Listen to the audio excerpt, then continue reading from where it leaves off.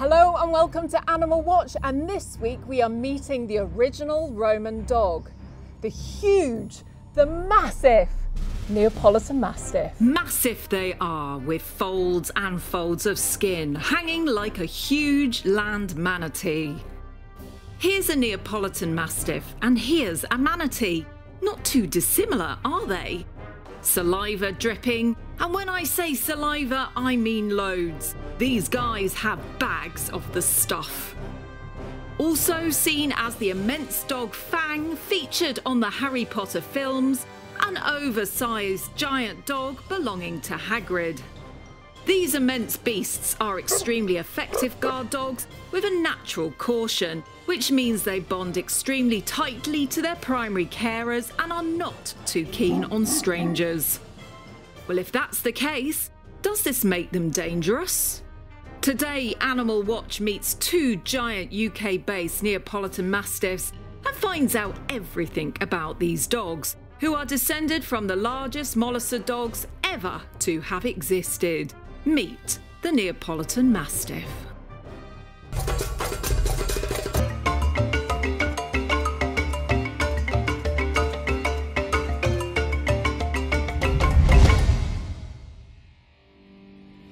The Neapolitan Mastiff, or Mastino Napoletano, is a greatly revered and sometimes feared Italian breed of large dog.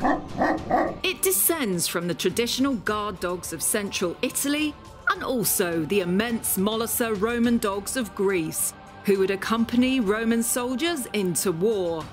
You can see how heavy and huge these giant Molosser dogs were as they ran into battle alongside soldiers. Their modern-day descendants have since been shaped into guarding breeds, such as the Neapolitan Mastiff and the Cane Corso.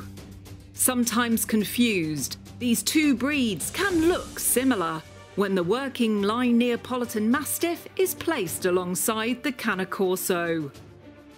The working lines have less skin folds than the larger, more showy lines, as seen here in these impressive examples from the Mastinos del Manicomio kennel in the USA, which are being bred to have a larger size and heavier bone.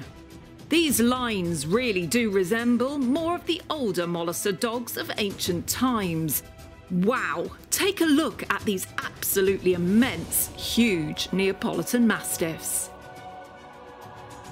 Today I am meeting two huge Neapolitan Mastiffs, Bruce and Truffles. Bruce lives with Michael in Surrey and Truffles lives with Alison in Nottingham. Both are exquisite and squidgy to look at. But what about their character? Will they be everything and more people have suggested them to be as guard and protection dogs? Okay, today's really exciting. We're meeting this amazing Neapolitan Mastiff called Bruce, who's got his own Instagram account. Neapolitan Mastiff is one of the largest Mastiff breeds in the world, one of the original Roman dogs, and I couldn't be more excited to meet him today. And I got a little GoPro here so we can get really close on his face. So come on, let's go and meet him. Hear him barking. Hello, Brucey! Brucey, look at you. Hi, Michael, how you doing? I'm very well, how are you? You've got this amazing Neapolitan Mastiff, Bruce. Oh, I love it. I can hear him.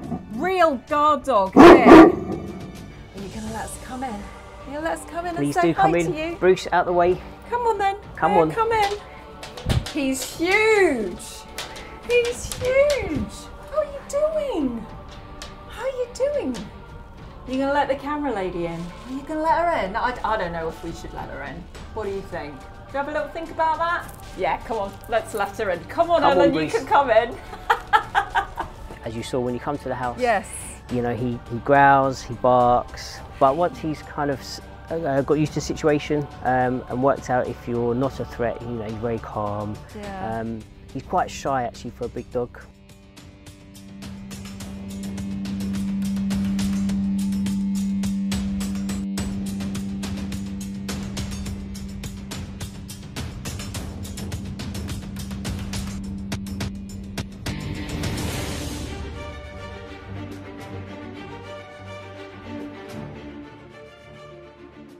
Well, I'm here with Bruce, the huge and very slobbery Neapolitan Mastiff, and his best friend and owner, Michael. He's amazing. We've met him. He was guarded when we first turned up, but a big soppy dog and just let us in. He's a massive softie with Mastiff traits. They're traditionally a guard dog, aren't they? So he still has those traits, as you saw when he came in. You know, he growled, barked, but actually once you get to know him and he's settled down, he's a massive softie. He doesn't do anything that he doesn't need to, so he doesn't do any running that's not necessary, he doesn't jump up. He's very placid. Yeah, and how old is he right now? He's 3. He's 3, so already he's acting like a very, very mature dog, even though he's really sort of just about an old puppy. So how heavy is he? He's 65 kilos. Yeah, that is heavy. That's heavy. That's about almost double my wolf dog. So yeah, that's pretty heavy. A lot of Mastiffs are quite stubborn, aren't they? They are. So with that huge amount of weight, I imagine if he doesn't want to do something, he can use his weight to sort of not do it. If he doesn't want to be moved, he'll just play dead, he'll lay down. He does things at his own pace, which is generally quite slow. And of course, he's got so much slobber. So when you're living with him in the house, is it constant like clearing up time? Constant. Towels strategically placed all around, particularly near food bowls, drink bowls, sofas, and his bed as well, obviously. Yeah, so like a slug, right? Yep. They're very statuesque. You know, they're very big, they're big head, big ears, big mouths. What was he like as a puppy? Well, you wouldn't believe, he was actually very small. Was he? So he was tiny as a puppy, and he was just a bag of bones. Oh, so he had loose skin and bones. Up to 6 months, for me, I could pick him up. And then after 6 months, that's when they really start to put on some weight and some size, and then you can no longer pick them up. He was playful as a puppy. He had a particular thing for socks, shoes, and feet. Toes. And feet, toes. And toes. He used to chase your toes. Did he like to chew things around the house? Do you think this breed could be possibly slightly destructive? They can, but we were lucky with Bruce. He didn't chew furniture. I know some dogs are prone to chewing furniture and table legs and chairs, but we were actually very lucky with Bruce. He didn't do any of that. And I imagine with a dog of this size, you have to be very careful when they're puppies exercising them, because they're going to be growing into these massive bones. So that will be a gradually sort of approach to exercise. Very much so. Even now he's fully grown, he doesn't require lots of exercise. I think the guidelines are around an hour a day, and they suggest broken up into several walks as opposed to one long walk. And as a puppy, they recommend, because of the size of the bones, that you kind of keep them on level floor, don't do too much hill work, avoid stairs and things like that, because obviously as a big dog they're prone to medical conditions like hip dysplasia and things like that. So, you know, you just have to kind of let them grow at their own pace. Does this breed suffer from bloat? They suffer from bloat as well, so obviously if he's had dinner or food, avoid exercise for an hour or an hour and a half. When you go out in public with him, what's it like when you walk him? People often stop, make comments, stare. Do they readily touch him, or do they feel a little bit like, oh, I don't know if I want to touch that dog, he's a bit big? It depends on the person. I mean, he doesn't actually like people going up to him. Yeah. So he will often walk away, or he'll walk between my legs if he doesn't want to be touched. Obviously in the last few years, the Mastiffs have got quite popular in that they're actually the dog that used in the Harry Potter film. Right, yes. So Fang was actually a Neapolitan Mastiff. Amazing. So you get especially children pointing and saying, oh look, it's Fang. Do you take him off the lead, or do you walk him on the lead? I walk him off the lead. You know, we put a lot of work into him when he was younger, and also he doesn't leave my side when I'm walking him. He is like a shadow, so he doesn't run off, he doesn't really entertain playing with other dogs. I mean, he does play with other dogs, but 9 out of 10 times he'll just ignore and walk by my side. More often than not, it takes him a while to warm to a dog. But he's not growly or anything? No, he's not aggressive. If he does decide to play, he does this thing where he sort of bounds from side to side, and that normally scares most dogs off. A lot of the small dogs, I think, suffer from small dog syndrome when he's there, and he often gets growled and barked at. They feel to me like they need the owner around, to be near the owner. Mastiffs are great family dogs, and they crave that human interaction. So best if somebody's perhaps working at home, or they can take them to work with them so they can see them. Most definitely. Gentle with kids? Gentle but clumsy. Gentle but clumsy, so kind and gentle, but if your kid is too small, might get knocked over. Yes. Yeah, so you can't blame them for that. Largest home?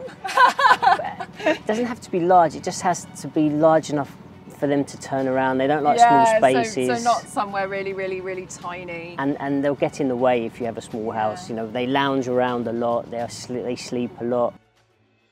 Later on, we pop to Nottingham to meet land manatee Truffles, her mum Alison Shipman, and her trainer Fazil Musani of Nottingham Dog Walking. Truffles is a young female who has suffered due to lockdown, meaning her cautious nature has surfaced more than usual due to the lack of socialisation, as she has been unable to meet new strange people and dogs. Trainer Faz has taken on her case in order to help her overcome some of her issues and fears. So this is Truffle. I've had her for, well, since she was 9 weeks old, so I've had her for just under 2.5 years. So Truffle to me is just the most loving dog. She follows me everywhere. She constantly wants cuddles and kisses off me and attention off me, wants to look after me, thinks I can't cope for myself. I feel very safe walking about with her because I know full well that if there's somebody that she doesn't like the look of, she will show that she doesn't like the look of them. Yeah, she's not a fan of anybody coming in the house that she's not sure of, very guardy. When somebody comes to the house to knock on the door or whatever, I have to put her back into the house so that she doesn't well, basically go out and jump all over them. So Truffle had training from when she was a pup, which she did quite well in, but it's just general puppy training, but she needed more than that. I'm not going to lie, she has been a handful until I met my friend here, Faz, who is a dog trainer. And he has managed to show me some good techniques of how to control her a lot more. It's been a challenge, but it's been a pleasure. First time I met her, I walked into her front garden, I shut the gate, the door opened, and this gorgeous girl came flying out, barking, bouncing, jumping, leaping in my face, like absolutely making sure that she let me know that she's going to keep her mum safe. Taking Truffles out in public, you have to be cautious with spatial awareness. As long as you give her a good meter between anything she's having a look at, coming to socialise with, coming to learn about, anything like that, generally she'll maintain her sort of stance. She's always cautious. She is loyal to the core. I love this girl and she loves me. We actually have a relationship that my fiance is jealous of. But if I leave the house without Alison to take her for a walk, she'll stop every 5 minutes looking for her mum. The most loyal breed you're probably going to come across, most suspicious breed you're probably going to come across. They're an amazing family animal, like absolutely amazing. Once they're part of your pack, they're part of your pack. Truly they are. But absolutely everybody would need to be socialised to them to a really comfortable degree before you could happily just leave the dog around random strangers, people outside of the pack, you know, things like that. You have to be cautious at all times with a Neapolitan Mastiff because they're big, strong, powerful dogs, highly capable dogs. Ideal owner for a Neapolitan Mastiff, I would probably say to you, someone with firm, confident, always alert, as you can tell. I would also say to you that, sit, yes. I would also say to you that you need to have manners, you need to have boundaries and things like that, and you'll be absolutely fine. They can stay in the house, then there's not a problem. They'll guard your house, that's for sure. They're happy to be lazy, they're more than happy to relax and chill out. They're also more than happy to work. Definitely got to put the effort in to get some proper training, put her under manners, make sure she knows the boundaries and what's what. But on the other hand, she's also very playful. She loves to play with the toys, she loves to play with other doggies that she knows that can handle her. Yeah, absolutely fine. But yeah, she's very, you know, she loves to play, she loves to roll about, have her tummy tickled, she loves to have kisses. Meeting her has been a pleasure to the point where I definitely want my own little Truffle. 100% I'm going to have my own little Truffle. So if you want to find out more about Bruce, he's got his own Instagram account, doesn't he, Michael? He so does. What's his Instagram handle? It's Neo_Bruce. So check him out on his Instagram account. Give him a follow because he's such an amazing dog. And if you enjoyed this fantastic episode on the original Roman dog, then please give me a big thumbs up and subscribe to the channel by clicking the button in the bottom hand corner. And be sure to tune in every week when we will be bringing you more massive dogs, wolves, animal rescue and conservation. So it's bye from me, Michael, and the massive, gorgeous Brucey. Bye for now.